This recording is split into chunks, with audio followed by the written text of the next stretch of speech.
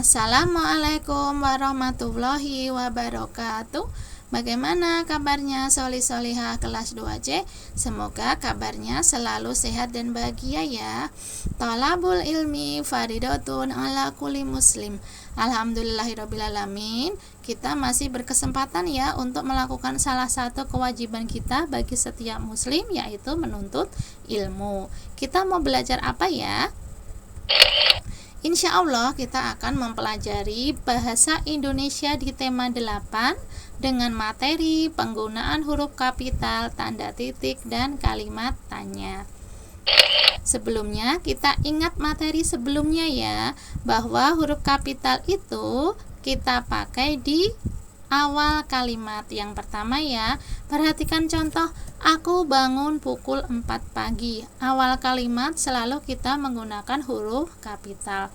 Yang kedua, ketika kita menulis nama orang, perhatikan contoh, Alim dan Albi bermain bola di lapangan. Ada nama orang ya, Alim dan Albi. Di awal katanya kita menggunakan huruf besar. Yang ketiga, ketika kita menulis nama hari, perhatikan contoh, setiap hari Senin diadakan upacara bendera. Ada awal kalimat menggunakan huruf kapital, juga ada nama hari Senin juga kita awali dengan huruf kapital. Yang keempat, ketika kita menulis nama bulan, perhatikan kalimat, kami mulai belajar di rumah sejak bulan Maret. Awal kalimat menggunakan huruf kapital, juga ketika kita menulis nama bulan menggunakan huruf kapital. Selanjutnya yang kelima, kata Tuhan atau kata ganti Tuhan juga kita awali dengan huruf kapital.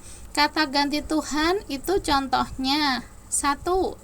Yang Maha Esa, 2. Yang Maha Kuasa, 3. Yang Maha Besar, 4. Yang Maha Pengasih, 5. Yang Maha Penyayang. Kita perhatikan contohnya ya. Retno bersyukur kepada Tuhan Yang Maha Esa. Retno yang merupakan awal kalimat dan nama orang kita awali dengan huruf besar. Juga ada kata ganti Tuhan, Tuhan Yang Maha Esa, kita tulis awal katanya dengan huruf kapital. Selanjutnya yang keenam, huruf kapital juga kita gunakan untuk menulis nama agama. Ada 6 agama ya yang diakui pemerintah Indonesia. Yang pertama Islam, selanjutnya Kristen, Katolik, Hindu, Buddha, dan Konghucu. Kita perhatikan contoh, Siti beragama Islam, sedangkan Edo beragama Katolik. Awal kalimat yang juga merupakan nama orang Siti kita awali dengan huruf kapital. Kemudian ada nama agama Islam, I-nya huruf besar. Nama orang Edo, E-nya juga huruf besar. Kemudian ada nama agama Katolik, K-nya juga huruf besar.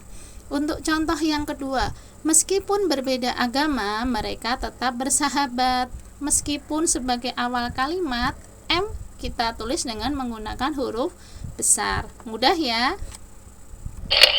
Yang ketujuh, huruf kapital untuk menuliskan nama orang yang lebih dari satu kata. Contohnya ya, aku, Ataya, Aisyah, Nabila, Nadia, dan Caca akan murojaah Quran surat An-Naba bersama-sama. Di sini kita melihat ya, setidaknya ada 5 nama orang yang kita tulis dengan awalan huruf kapital.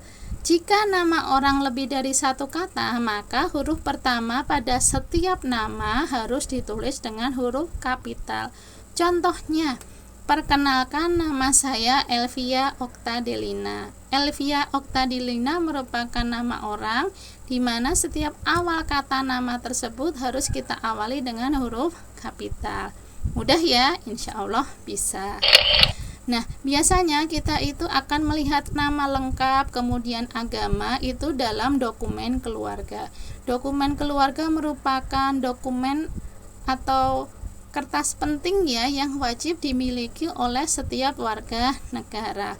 Contohnya apa? Dokumen keluarga itu seperti kartu keluarga, ijazah, surat keterangan lahir, atau akte kelahiran, juga KTP.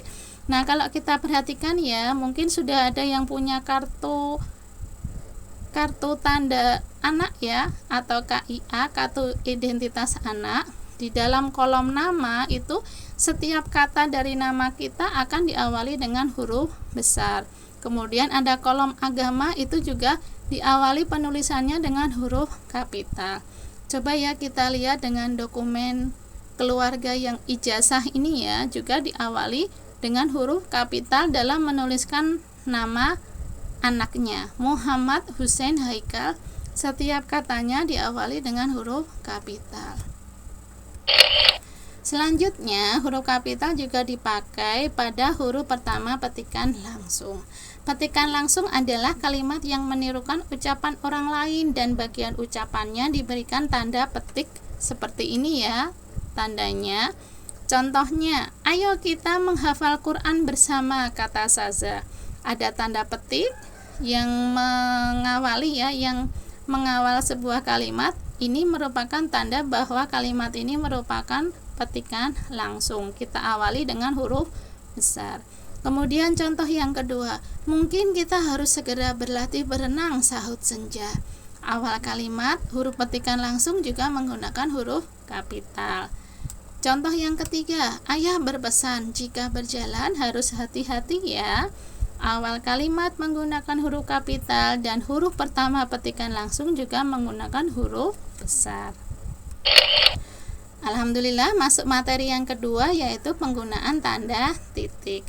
Tanda titik itu kita pakai yang pertama di setiap akhir kalimat. Kalau kita perhatikan ya, di awal kalimat kita menggunakan huruf kapital dan di akhir kalimat kita menggunakan tanda titik. Teman-teman, piala lomba tahfiz ini aku peroleh waktu kelas 2 SD. Kita akhiri dengan tanda titik. Kemudian yang kedua digunakan untuk memisahkan angka penunjuk waktu, diletakkan di antara jam dan menit. Kita perhatikan contoh. Saat aku sedang tilawah, waktu menunjukkan pukul 10 pagi. Pukul 10 pagi ini merupakan penunjuk waktu ya, yang penulisannya antara jam dan menit kita pisahkan dengan tanda titik. Yang ketiga digunakan pada akhir singkatan nama orang. Contohnya, ibu berpesan agar Udin membeli jagung bakar Pak M. Bayu. Nah, M. Bayu itu singkatan dari Muhammad Bayu. Yang keempat, tanda titik digunakan untuk memisahkan bilangan ribuan yang menunjukkan jumlah. Contohnya ya, jumlah pengunjung museum bulan Januari ada 1.500 orang. 1.500 merupakan kata yang menunjukkan jumlah, di mana bilangan ribuannya kita pisahkan dengan tanda titik. Selanjutnya masuk materi yang ketiga ya, kalimat tanya. Kalimat tanya merupakan kalimat yang kita gunakan untuk menanyakan sesuatu. Ciri dari kalimat tanya adalah dibubuhi dengan tanda tanya di akhir kalimat. Kemudian kalimat tanya itu menggunakan kata tanya. Kata tanya itu ada beberapa ya. Yang pertama, apa, siapa, berapa, di mana, bagaimana. Kita menggunakan kata apa. Contohnya ya, naik apa tadi ke sini? Apa itu kita gunakan ketika kita ingin mengetahui sesuatu. Kemudian yang kedua, siapa? Siapa kita gunakan untuk mengetahui pelaku dari seseorang atau suatu kejadian. Yang ketiga, kata tanya berapa itu kita gunakan untuk menanyakan jumlah. Dan di mana itu kita gunakan untuk menanyakan lokasi atau tempat suatu kejadian. Dan kata tanya bagaimana itu biasanya kita gunakan untuk menanyakan sebuah proses. Mudah ya, insya Allah mata pelajaran bahasa Indonesia ini akan mudah kita pelajari ya. Dan semoga dengan mempelajari bahasa Indonesia kita bisa membuat kalimat atau berbicara dengan kata-kata yang baik. Alhamdulillah, ilmuku bertambah hari ini. Insya Allah kita bertemu di pertemuan berikutnya nanti ya. Untuk selanjutnya nanti bisa kita mengadakan latihan di Google Classroom. Kurang lebihnya mohon maaf. Bu Yanti akhiri. Wassalamualaikum warahmatullahi wabarakatuh.